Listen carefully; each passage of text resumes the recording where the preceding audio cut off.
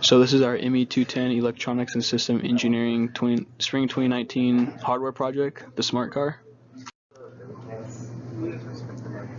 So overview of the project. We want to make a car that can be manually controlled by a user, but can also be switched to autonomously follow different objects.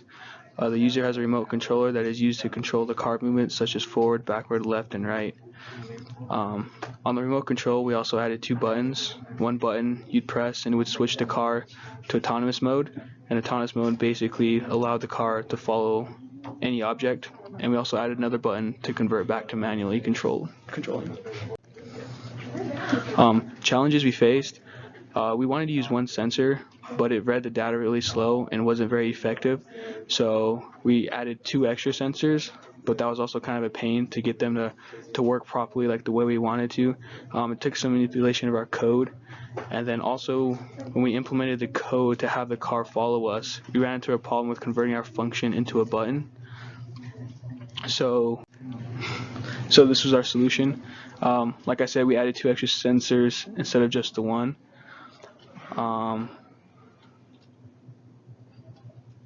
So we added more things to our code for the extra sensors.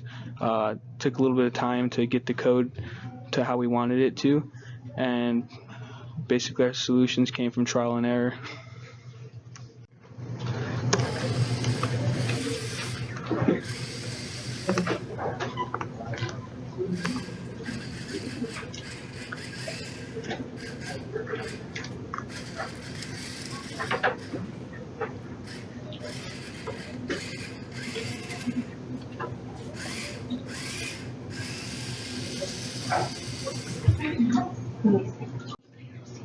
The equipment we used was the Elegoo Smart Robot Car version 2.